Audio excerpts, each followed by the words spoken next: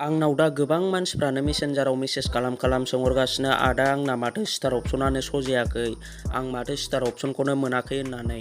दा आं नोंथांमोननि गेजेराव फेसबुकनि स्टारनि भिडिअ लानानै फैबाय लोगोफोर। बे भिडिअआनो जाबाय जों फेसबुकनि स्टारखौ माबोरै मोनो, फेसबुकनि स्टारनि क्राइटेरियाया मा, फेसबुक स्टारखौ जों माबोरै सेटआप खालामो। आं बे भिडिअनि गेजेरजों नोंथांमोननि गेजेराव मोनसे क्लियारलि भिडिअ लानानै फैनाय जाबाय।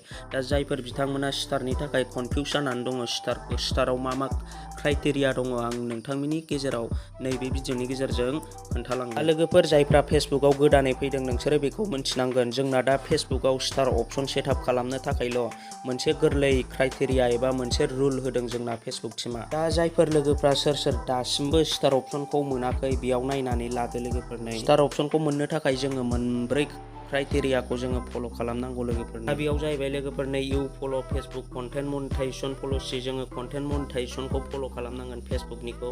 आरो दा सेकेन्ड अपसनाव दङ you reside in a eligible country लोगोफोर, जोंनि कान्ट्रिया एलिजिबल गोनां जानांगोन। दाथ' जोंना एलिजिबल कान्ट्रिखा इन्डियाया। दा बेयाव आरो थार्ड अपसनाव दङ इउआर प्रफाइल हेज एटलिस्ट 500 फल'वार लोगोफोरनो। दा बेयाव होनदों जोंना 500 फल'वार थाथारनांगोन जोङो स्टारखौ मोननो थाखाय।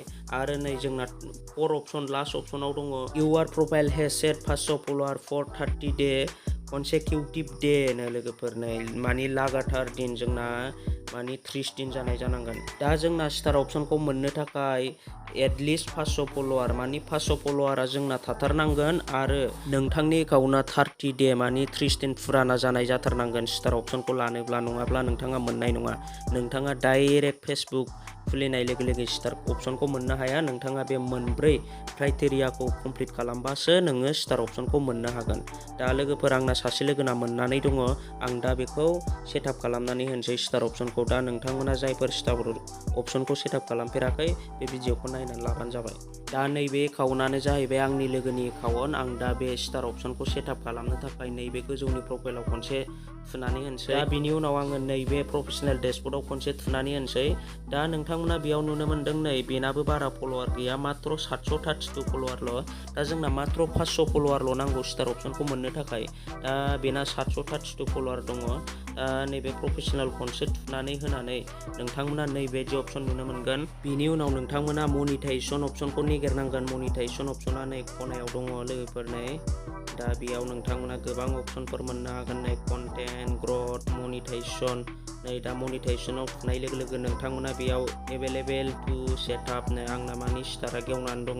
दा बेयाव नायोब्ला नोंथांमोना नै 4 क्राइटेरिया मिट लोगोफोर, मानि मोनब्रै क्राइटेरियाया कमप्लिट जाबाय। कमप्लिट जायोबा नैबे गोथां टिक मार्क ओंखारखायो। आं दा बेखौ सेटआप खालामनो थाखाय नैबे गेट स्टार्ट अपसनाव खनसे थुनानै होनोसै। बिनि उनाव नै थुनाय लोगो लोगो नोंथांमोना नैबेबायदि अपसन नुनो मोनगोन, confirm your info' to start earning लोगोफोर। मानि नोंथाङा कनफार्म खालामनांगोन जे नोंथाङा फेक एकाउन्ट नाम लादोंबा नोंथाङा नैबे नोंथांनि अरिजिनेल नामखौ होनांगोन। ओमफ्राय डेट अफ बार्थआबो नोंथाङा आइडि कार्डनि डेट अफ बार्थखौ होनानै लाबानो जाबाय। आरो रेजिडेन्ट कान्ट्रिखौबो नोंथाङा सेलेक्ट खालामनानै लाबानो जाबाय। बेयाव जोङो इडिट खालामनाय अपसन दंखायो। नै दा आंनि लोगोना गासिबो थिगानो दंजोबखायो लोगोफोर। आं दा बेखौ कनफार्म इनफ'आव खनसे थुनानै होनोसै। कनफार्म इनफ'आव थुनाय लोगो लोगो आंना नै स्टार अपसना सेटआप जाबाय लोगोफोर। दा जों बेखौ जेबो खालामनाङा, दा जों बेखौ दसे सम नेथ'नांगोन, बेयो गाव हारसिंनो सेटआप जाखागोन। नै दा बेयाव आंना सेटआप जाबाय लोगोफोर। नै दा नोंथांमोना डाइरेक्ट नैबेबायदि अपसन नुनो मोनगोन, नैबे स्टार ओमफ्राय आर्निं। दा नोंथाङा मोनबैसे स्टार रिसिभ खालामगोन नै बाहाय श' जागोन, नै बाहाय।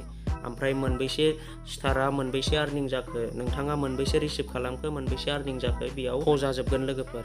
दा नोंथांमोना जायफ्रा स्टार्टखौ लानानै डाउट दंमोन, स्टारखौ जों माबोरै मोनगोन, स्टारखौ जोङो माबोरै सेटआप खालामगोन, माबोरै स्टार टुल्सखौ मोनगोन होननानै डाउट जानाय दंमोनब्ला नोंथांमोना बे भिडिअनि गेजेरजों एसेब्लाबो क्लियारै मोनथिबाय होननानै आं सानो। दा नोंथांमोननिफ्राय आंनि मोनसे फिसा रिकुवेस्ट, नोंथांमोना जायफ्रा आंनि चेनेलाव दिनैसो गोदानै फैदों, अन्नानै चेनेलखौ साबस्क्राइबजों लोगोसे नटिफिकेसन बेल आइकनखौबो अलाव क्लिक खालामना होदो, जाहाथे आं नोंथांमोननि गेजेराव गोदान भिडिअ लाबोबाय थानो हायो। दिनैनि भिडिअखौ आं बेखिनियावनो दोनथ'नो सानबाय। बाय बाय लोगोफोर।